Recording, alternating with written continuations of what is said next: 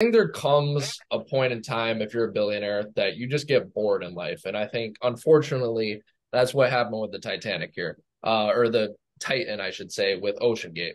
So what do I mean by that? What I mean by that is that, normal activities like going on a vacation to Florida, going to a sports game, going to a soccer game or something, that's boring to you if you're a billionaire. You could buy the whole stadium if you wanted to, right?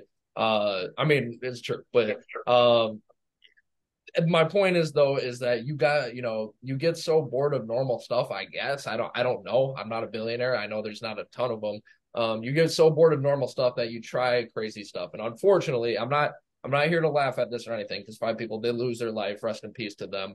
Unfortunately, people did lose their life over this. So just a brief summary. We have some questions. Biggest takeaway, biggest question still remaining. How much money would it take you to do this? We got Jordan and Jake here. We'll explain that in a little bit, but just a very brief summary. So, Ocean Gate is a Titanic submersible company. Their boat is called, or their submersible is called the Titan. They're supposed to take tourist trips down to the Titanic, which is 12,500 feet underwater. Now, usually the only, like, I guess submersibles that have gone down there are scientific research. They're backed by, they've been approved by a lot of stuff. There was one in 1985. That's when they originally found the Titanic, and then there were some other ones in the early 2000s that went down. But this one is really the first sort of one that's gone down just for fun, not really for research purposes. And as a result, they weren't really approved by a lot of stuff. So as they were going down the 12,500 feet, we don't know where. I think it was around 10,000. They said there was just too much water pressure because down there it's just crazy water pressure, and the Titanic exploded. Or the Titan, I keep saying the Titanic. The Titanic was in trouble a while ago, but the Titan exploded, and they just died instantly, which was probably the best case because you could imagine. We'll probably provide a link if you wanted to read more. I'm sure you guys have already heard about it, but that submersible was bolted shut, so if they wanted to escape, they couldn't. So would you rather just wait for your death on the bottom of the ocean or explode? I mean, you don't want either, of course, but if one option was the other, you would probably prefer to go right away. So, anyways, that's just a little bit of the information. Just biggest takeaway, I'll go first and then I'll throw it around for everybody. My biggest takeaway is kind of what I said, is that this should only be for scientific purposes and not just leisure. There's a reason you gotta be approved for some stuff. And it's okay to take some chances, but if you're going to space, you're going way underwater. And they even had it on the agreement. You're pretty much that, like, on the agreement to go on this Ocean Gate thing, they mentioned death like three times alone on the first page. So they knew it. But you got to be smart because this is, we don't like hearing about this as a world. We don't like hearing about death like this. This is such a sad way to go. You got to be smarter for all of us, especially for future explorers. And that's my biggest takeaway, is this was just really not calculated at all, and it kind of, in my opinion, embarrassed other explorers who probably put in very hard work. You gotta get certified and all that. But anyways, Jake, what was your biggest takeaway? Yeah, my biggest takeaway probably agrees with Evan. I think that these submersibles are only for scientific purposes, and I think they should only be used for scientific reasons. I think that, you know, going down there just for fun, I think that poses a lot of threats, and that doesn't you're not approved for a lot of things. I think that scientists obviously know what they're doing when they go down there, and I think they should be the only ones that go down there. I think, because 12,000 feet is a lot, is a long way down there. So you know, I think that regular people shouldn't be allowed down there. I think only for scientific reasons. Gordon, what's your biggest takeaway?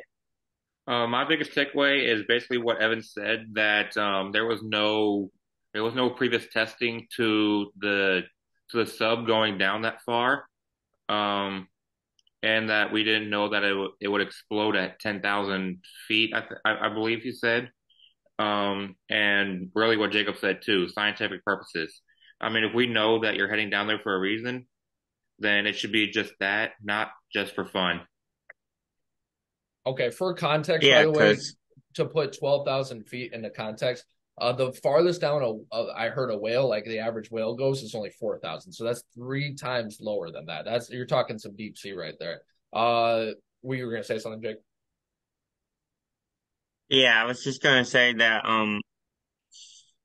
Actually, never mind. Never mind. You go ahead. Okay, sounds good. So the biggest question I think moving on is my biggest question is what was plan B? Like so it was so say you went down there and you didn't explode, right? But you lost communication. They said that on the report this Ocean Gate, they've only gone down there 3 times. The second time they gone down there, a news reporter was on the submersible. Thank God he didn't explode. He was on it and he Yeah. said they lost communication the time that it went successful, that they that the that they went all the way down to the Titanic. So this time they still lost communication. So knowing you would lose communication potentially, what was the backup plan? You were bolted shut. You were in the middle of nowhere. Nobody was by you. Yes, maybe the U.S. Navy could have been in the area. It's not. I think the location was like a little over 1,000 miles from New York, but that's still a rough shot. You only have 4 days of oxygen.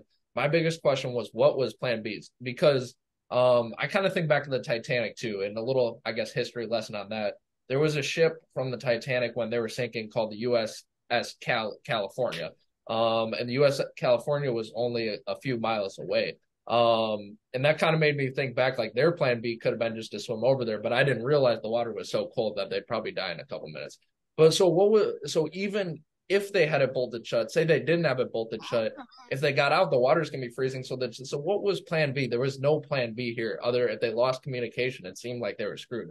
That was my biggest question, is it didn't seem like they had any backup plan if things went wrong. Jake, would be your question. Yeah, I have two questions for this. My number one question is, I mean, are they gonna do this again? Are they gonna take the chance again? I think not. I mean, I think that it happened once. I don't think you can do it again. I think that, if you do, there's gonna be a long wave of stuff you gotta agree to, I think. And my next question is kind of what Evan said. I think I agree with him on this one. What was plan B?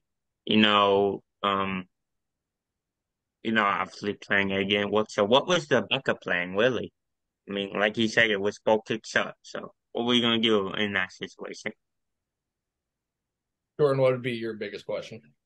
I think that it would be what are you gonna do when if this gets brought up again? Obviously people are gonna know about the whole story about what happened this time, and they'd be really hesitant to do it, you know? Um, Knowing that I believe Evan said 5 people lost their lives. Rest in peace to them. They didn't deserve to go out that way. Um, but yeah, just what if this gets brought up again? What are people going to think of it? That's my biggest question.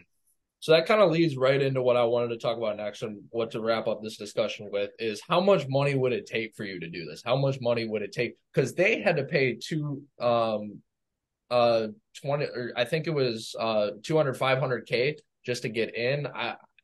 How much would it take? They would have to pay you, in my mind, after this happened. But how much would they have to pay you? Say death wasn't certain. I mean, it was the same risk, but they went 2 times before this one exploded. How much would they have to pay you to get into this thing? Jake, I'll start with you. I gotta say, it would be a little interesting to do this, but they gotta pay me a lot of money to do it. I'm just gonna throw around a figure right here.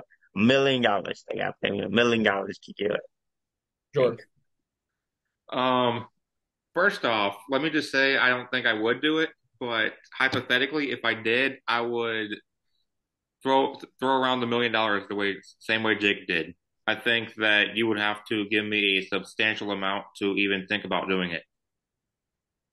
Okay, so I'm claustrophobic, first of all. So that alone might leave me. It's not even the water. Like the water is obviously scary. You're all the way down at black, you just see black in the water. That's got to be scary. But for me, it's the claustrophobia. There was 5 people in this thing, but it was only like 23 feet wide. So you're going to be in that for days at a time. That would be almost a no thank you for me right away. I think I think you would have to set me for life. So you guys said 1 million. That'd be close, but not quite setting for life. I would go a little higher. I want 10 million. But I might be in the camp that you couldn't pay me. Like I'll say 10 million right now, but if it came down to it actually going on and I'm about to get in that thing, I would probably chicken out at the last second. Can't lie. Even with the money.